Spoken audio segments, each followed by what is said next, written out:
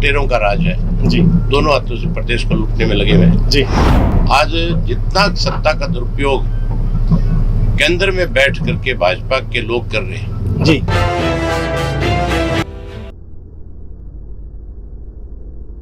दोस्तों नमस्कार, मैं संजय मग्गू और देश रोजाना के YouTube चैनल पर आपका स्वागत है। दोस्तों बात करेंगे हरियाणा की राजनीतिक चर्चा की और हरियाणा के राजनीतिक घटनाक्रम की, हरियाणा के राजनीतिक माहौल की। आज से ठीक 5 दिन बाद यानी कि आज 18 तारीख है और आज देश के गृह मंत्री अमित शाह रैली कर रहे हैं सिरसा के अंदर। सिरसा वो जो चौटाला परिवार की कर्म भूमि है। इस पर चर्चा अगली वीडियो में करेंगे। फिलहाल जो आपसे मैं चर्चा करने जा रहा हूं वो ये है, और वो चर्चा भी चौटाला परिवार से ही जुड़ी हुई है। तो बात ये है दोस्तों कि क्या हरियाणा के अंदर कोई नई राजनीतिक पटकथा लिखने की तैयारी हो रही है या कोई नई राजनीतिक पटकथा लिखी जा सकती है। और इस चर्चा के पीछे का जो मकसद है, इस चर्चा के पीछे का जो कारण है वो ये है कि आज से ठीक 5 दिन बाद यानी कि 23 तारीख को बिहार के अंदर जो बिहार के सुशासन बाबू हैं यानी कि बिहार के मुख्यमंत्री नीतीश कुमार हैं, जेडीयू के जो नेता हैं, उन्होंने एक मीटिंग बुला रखी है, एक बैठक बुलाई हुई है जिसके अंदर कि देश के तमाम सियासी दल, विपक्षी सियासी दल इकट्ठा होंगे। वो सियासी दल कि जिनकी राजनीतिक ज़मीन कहीं खो गई, जिसको तलाशने के लिए और जिसको पाने के लिए वो इकट्ठे होंगे। वो सभी विपक्षी राजनीतिक दल जो 2024 के चुनाव में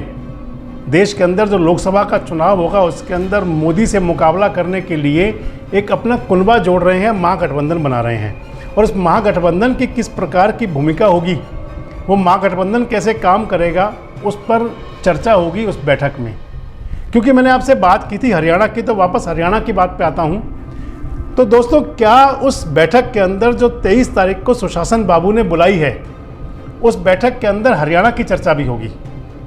बात इसलिए कि जब महागठबंधन होगा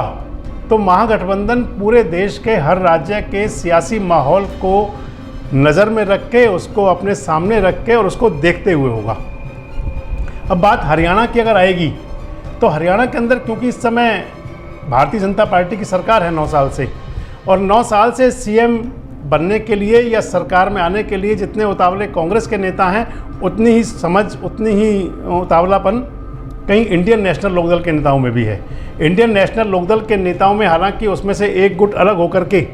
दुष्यंत चौटाला के रूप में जननायक जनता पार्टी बनके सरकार में शामिल हो गया, लेकिन जो इंडियन नेशनल लोकदल की मूल पार्टी है जिसके नेता चौधरी ओम प्रकाश चौटाला हैं, अभय सिंह चौटाला हैं, उनके मन में कहीं ना कहीं ये हिलोर जरूर है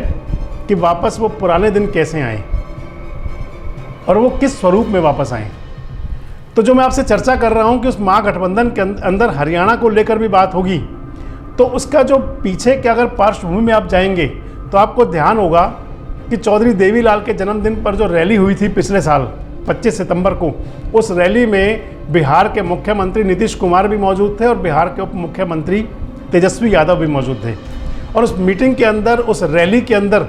नीतीश कुमार ने ओम प्रकाश चौटाला का, अभय सिंह चौटाला का ये आह्वान किया था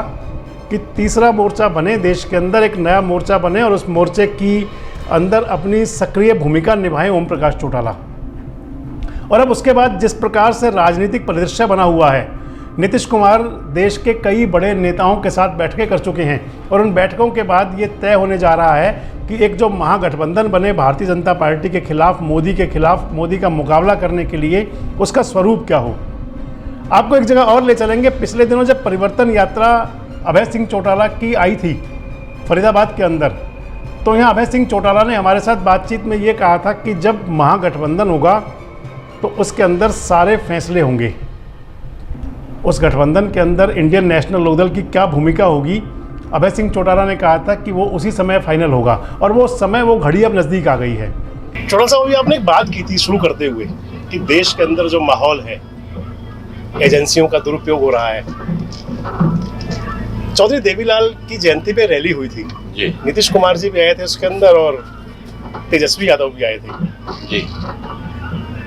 नीतीश कुमार जी ने कहा था कि जिस प्रकार चौधरी देवीलाल ने एक पहल की थी देश के अंदर विपक्ष को इकट्ठा करने की, तो क्या अभय सिंह चौटाला को भी हम आने वाले समय में उस भूमिका में देखें? कि जब कभी विपक्ष चौटाला साहब पहले दिन से इस प्रयास में लगे हुए जी कि विपक्ष इकट्ठा हो। जी अगर कांग्रेस ने कोई कोताही करी हम्म, विपक्ष को इकट्ठा करने में, तो कांग्रेस को अलग करके भी विपक्ष इकट्ठा हो जाएगा लोकसभा के चुनाव से पहले, आप देख लें। मतलब चौधरी ओम प्रकाश चौटाला उसमें पूरी भूमिका निभाएंगे, हरियाणा की पूरी भूमिका होगी। अगर कांग्रेस ने अपनी भूमिका का निर्वहन नहीं किया तो इनेलो उस भूमिका में दिखाई देगी, मान लें। लेकिन दोस्तों यहाँ ये चर्चा जरूर होगी कि क्योंकि कांग्रेस के जो बड़े नेता हैं भूपेंद्र सिंह हुड्डा,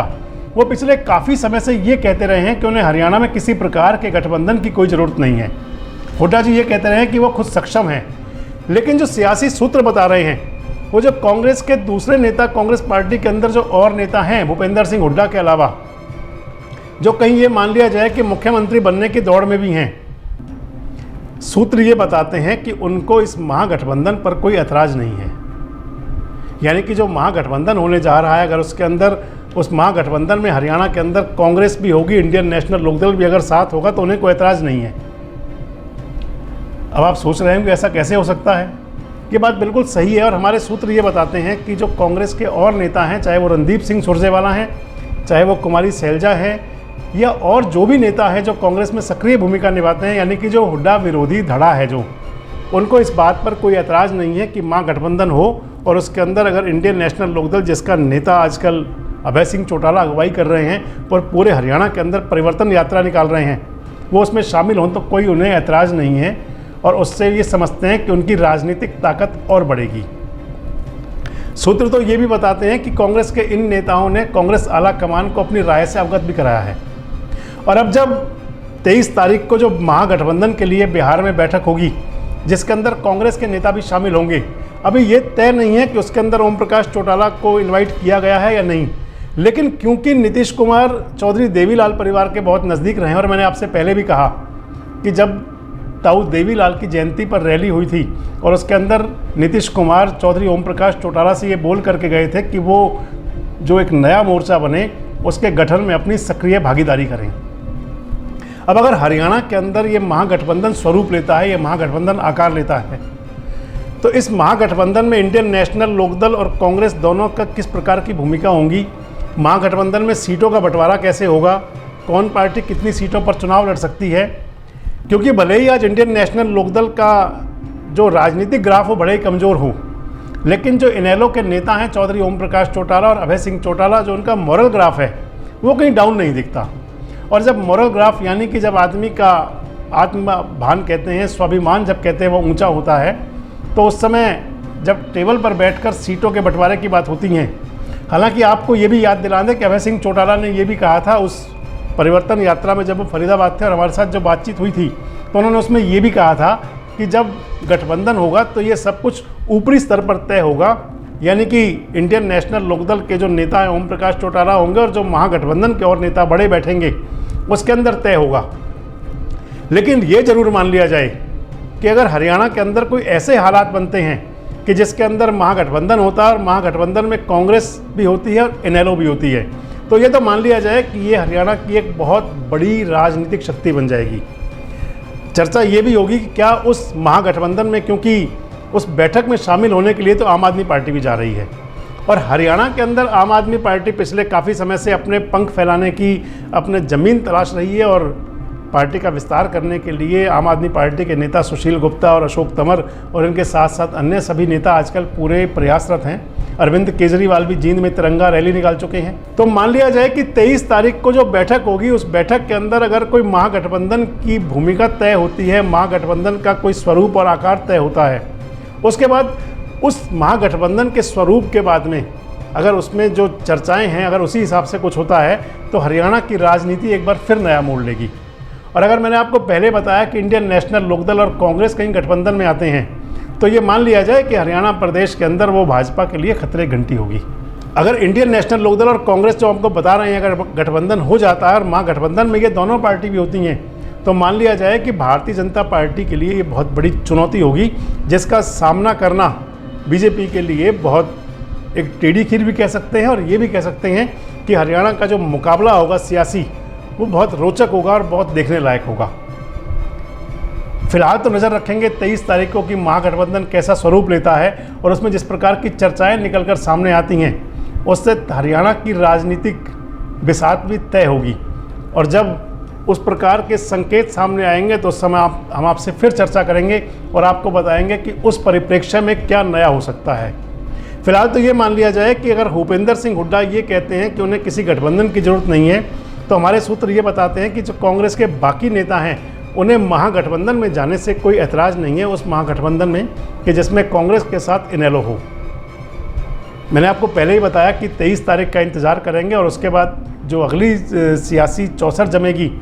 उस पर चर्चा आपसे करेंगे कि उस पर जो मोहरे और पासे चले जाएंगे वो कैसे चले जाएंगे। तब तक के लिए आपसे वही पुरानी रिक्वेस्ट कि हमसे जुड़े रहें, देखते रहें देश रोजाना। नमस्कार, धन्यवाद। हमारे साथ जुड़े रहने के लिए देखते रहिए देश रोजाना का YouTube चैनल, सब्सक्राइब कीजिए। साथ ही देश रोजाना की खबरें सबसे पहले देखने के लिए प्रेस कीजिए बेल आइकन।